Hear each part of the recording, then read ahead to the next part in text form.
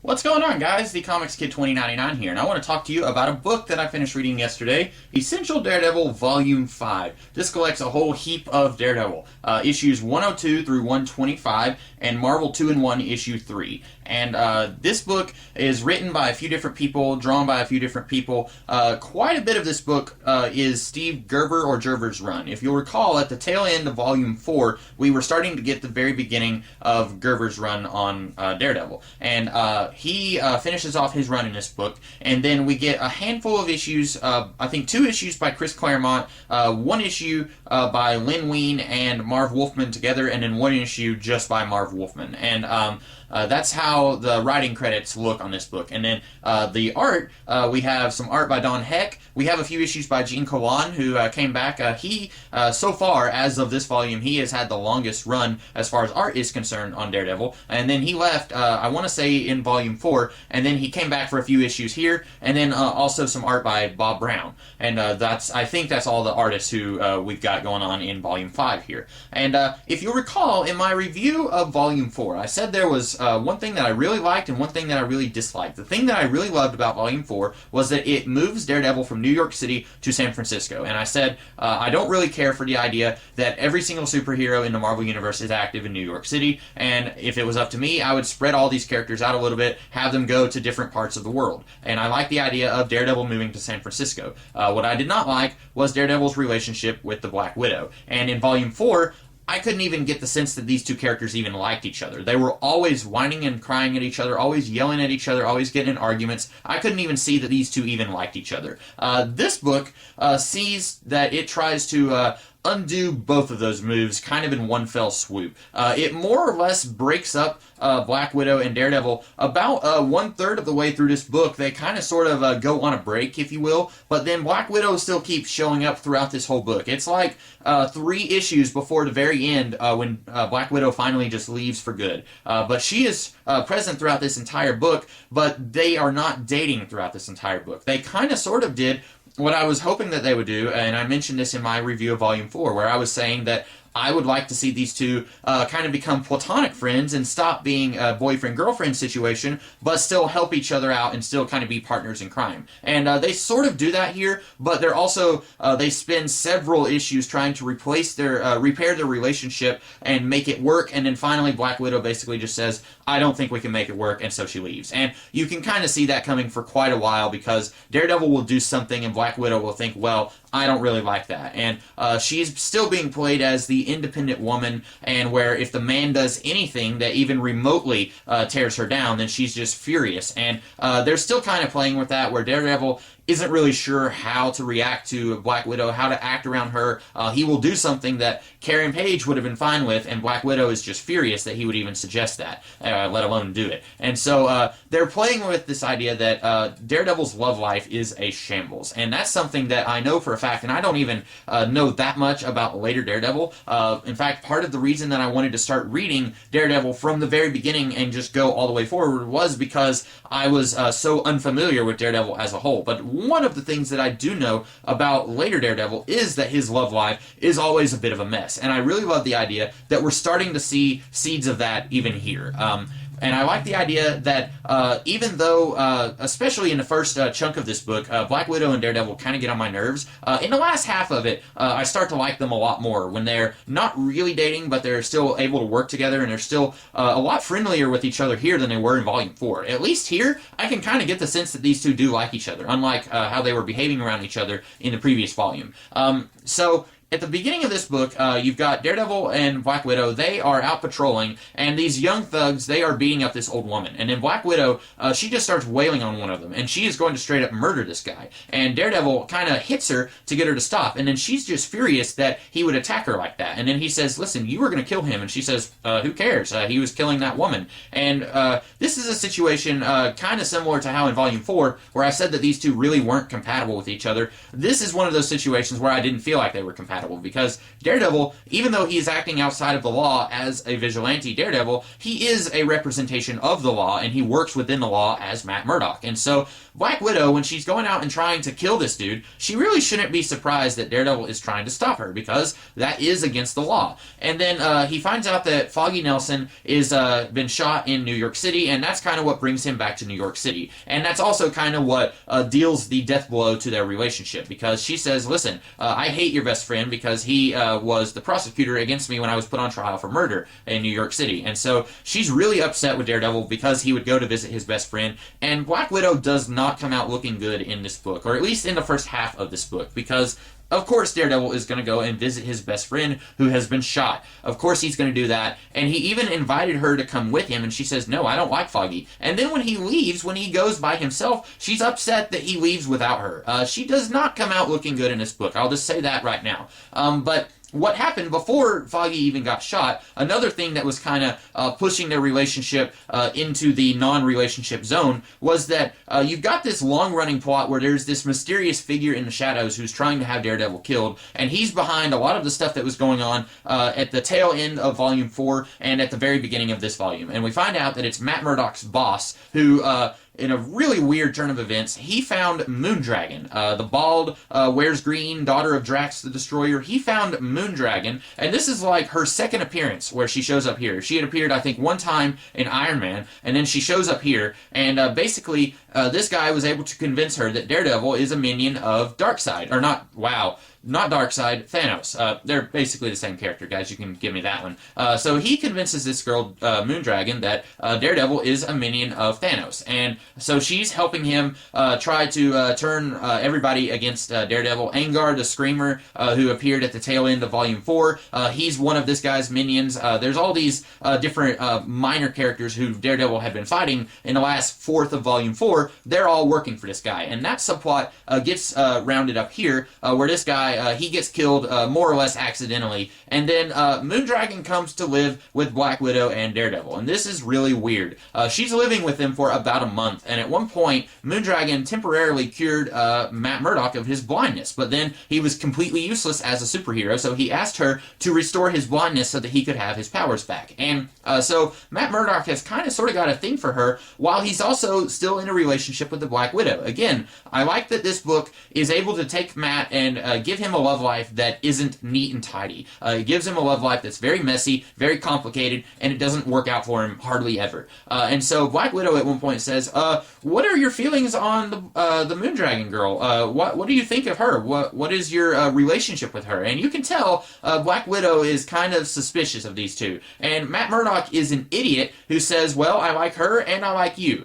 Guys, coming from someone who doesn't care about relationships with other human beings at all, I can promise you it is a very bad idea if you are in a relationship with somebody and they ask you what you think of someone else and you say that you like your girlfriend or boyfriend and you also like this other person that they're asking you about. That's a very bad idea, but Daredevil does it, and then she basically says, whenever he finds out that Foggy's been shot, and he says, well, I'm going to go to New York City, and she says, fine, you're not taking me, and then Moondragon's like, I'll take you, and then she's like, fine, you just take your new girlfriend, Moondragon, and he and Moondragon are going to New York City, and then he tries to confess that he has feelings for Moondragon, and she says, yeah, that's not going to work out for me. I'll just drop you off in New York City, and then I'm going to go back to Saturn or Jupiter or wherever it was, and I'm going to meditate some more. Not even kidding. Basically, as soon as he says that he might want to have a relationship with Moondragon, she's like, no, that's not going to happen. I don't understand why she had to live with these two for a month.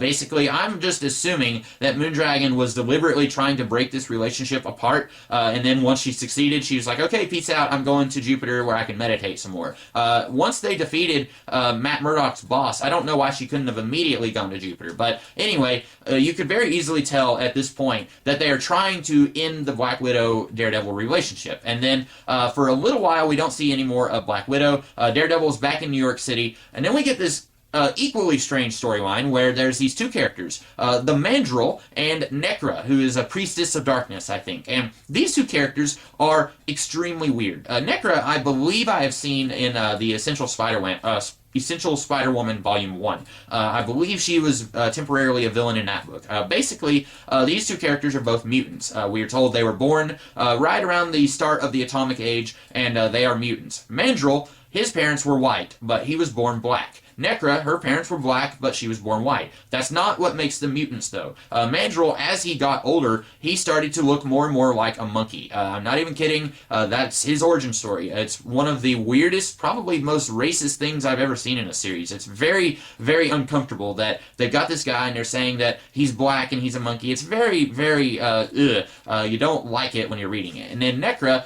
she's got white skin. She kind of looks like a vampire, but she doesn't suck blood. And her power, again, not even kidding, the more she screams the word hate, she becomes invulnerable and kind of gets super strength and is basically really impossible to kill because there's this one flashback where these two are teenagers and these people in this town find them and they're like, oh, let's kill them, they're monsters. And then she starts screaming, I hate you, I hate you, I hate you, and then she becomes super powerful when she does that. And so she screams the word hate about 17,000 times in this short storyline where these two, long story short, because they experienced prejudice when they were younger, they think that all of America is just a really awful, corrupt place, and so they are trying to topple the American government and the American economy. And Mandrill is able to control all women with this almost hypnotic stare. And this is a very bizarre storyline, and basically it ends just as bizarrely as it began. Mandrill is thrown from like 2 stories, but then when Daredevil goes out to try and find him, he can't find the body, so maybe Mandrill survived, maybe he didn't, and I don't even know what happened to Necra. I think Black Widow and Shanna the She-Devil both were fighting Necra, and for some reason, Shanna the She-Devil is immune to Mandrill's hypnotic powers, and she kind of ties into this in a very weird way. The Commissioner Gordon type character in San Francisco, who's kind of been sort of antagonistic towards Daredevil and Black Widow, but still kind of has a heart of gold. In a way, he's kind of like Perry White. We find out his niece is Shanna the She-Devil, and she somehow ties into all of this while they're tying up the storyline with Matt's boss being allied with Moondragon. While they're tying that up, they're slowly starting to seed this idea that the police commissioner, his niece, is Shanna the She-Devil. And then after that story, I think that's when Gerber leaves the book, after the Mandrill and all of that. Or it might be that it takes a little longer, but after that, more or less, Daredevil decides, okay, I'm going to stay in New York City now, and then Black Widow, as I said, she kind of comes back into his life, and at this point, about halfway into the book, she is much more likable. Daredevil is much more likable. Their relationship looks much healthier than it did in Volume 4 in the beginning of this volume, and then towards the end of the book, she says, listen, I can't do this. I have to go and find out who I am before I can be your sidekick, which is how the world sees her, or how she says the world sees her, and she says, I don't want to be seen as Daredevil and Black Widow. I want to be seen as my own person, and then I will come back for you. And she says she will come back, and I'm pretty sure she does come back. If I'm not mistaken, in Frank Miller's run, Black Widow is still with Daredevil. So I think she does come back a few different points in his life. And then the last chunk of this book is when I think it's the best.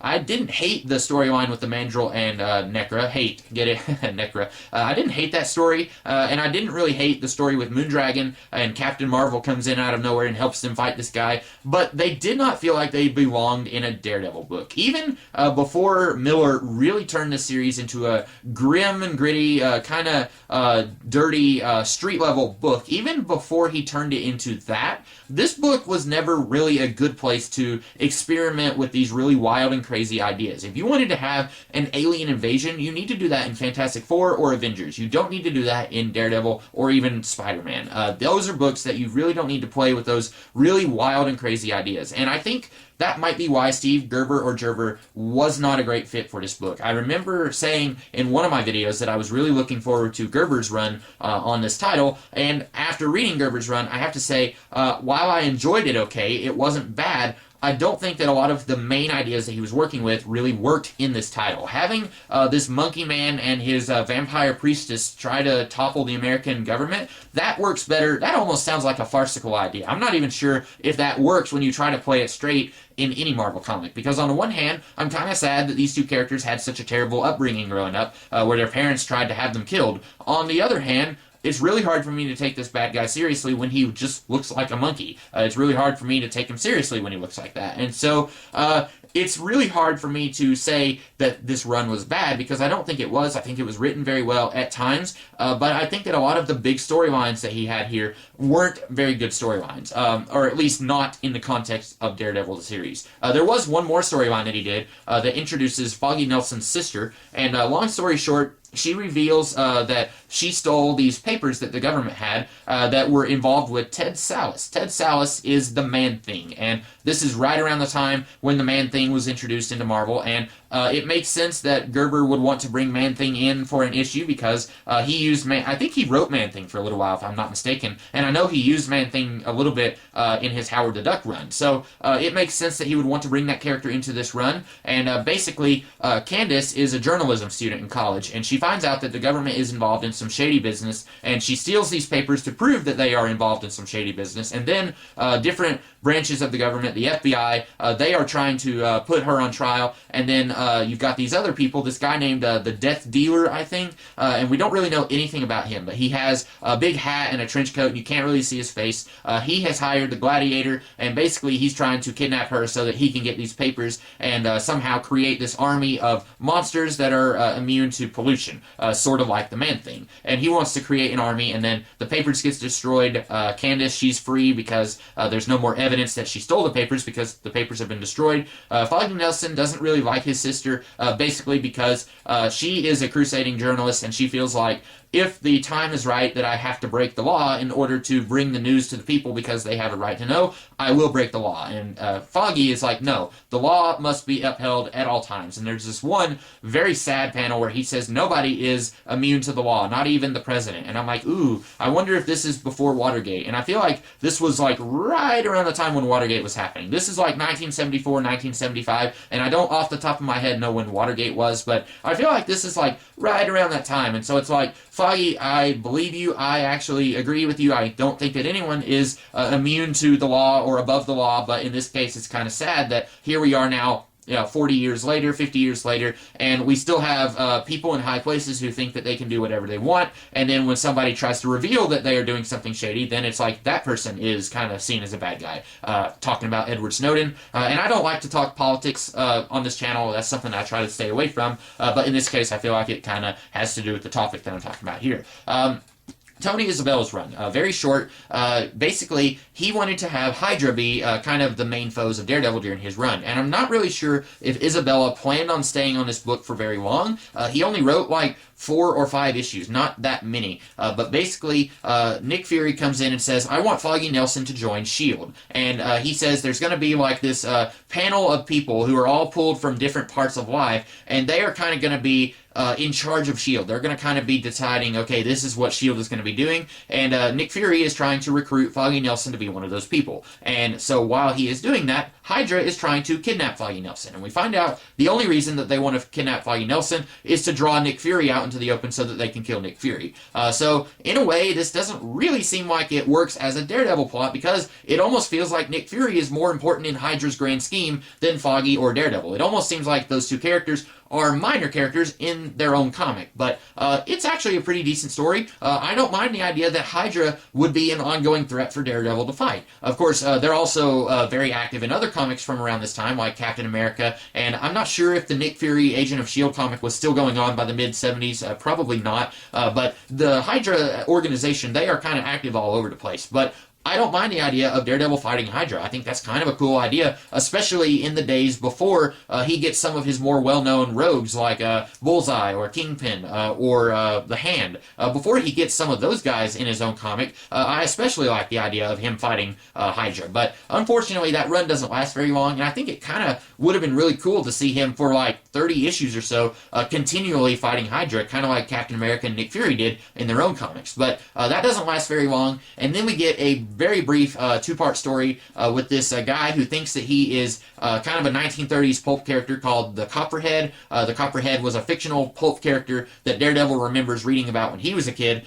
Basically, he talks like a snake, and then he goes around shooting people with snake venom darts, people who committed crimes. And this guy is taking up that fictional character's MO, but taking it to an extreme place, where he says, you know what, you stole a lady's purse, I'm going to kill you for it. Or, as Daredevil says at one point, he killed a jaywalker. I don't don't think we saw him kill a jaywalker, but basically we see him going around killing all these petty thugs. Daredevil tries to stop him, and then the guy's like, well, okay, so you're a criminal too, so I'm going to kill you. And that's a very brief two-part story, and I believe that is what kind of opens up Marv Wolfman's run, because the first issue of Wolfman's run, actually the first half of that issue, is written by Len Wein, and then Marv Wolfman kind of finishes off the issue, and then Marv Wolfman writes the next issue on his own. And if I'm not mistaken, Marv Wolfman had a somewhat lengthy run on this title, which will be collected in Volume 6, which is, as far as I know, the last Essential volume. They could have done one more Essential volume in between Volume 6 and Frank Miller's run, because there was about 20 or so issues in between Volume 6 and Miller's run, but that was right around the time when Marvel was saying, yeah, we're not going to do the Essentials anymore. So, unfortunately, there's not a Volume 7 as far as I know. But those are my thoughts, my very lengthy thoughts on Essential Daredevil Volume 5. Overall, there was just mainly like 4 big stories in this book, but I liked it quite a bit. Like I said, I'm a little wishy-washy on Steve Gerber's run. I do feel like he could have done a lot better if he had come up with some ideas that would have been more appropriate in the Daredevil comic book. But I liked his run, I liked Tony Isabella's run, and I'm liking the very beginning of Wolfman's run. I've said before that Wolfman is a really great writer. I like him a lot on the Teen Titans comics from the early 80s, but a lot of the stuff that he did outside of that series, like Nova, didn't really like Nova. I don't think I've read any of his Fantastic Four stuff, but I believe he's done some other stuff that I've read that I was just kind of like, that's okay. But so far, I'm liking what he's done on Daredevil, and I will probably have more of a formed opinion on his Daredevil run whenever I get around to reviewing Volume 6, and that will be probably a little while, because I don't think I'm going to jump into Volume 6 just immediately. So those are my thoughts on this book. Hope that you guys liked this video. If you did, be sure to like, share, comment, and subscribe, and I will see you guys in the future with some other videos. In the meantime, you guys have a great rest of the day. Catch you later.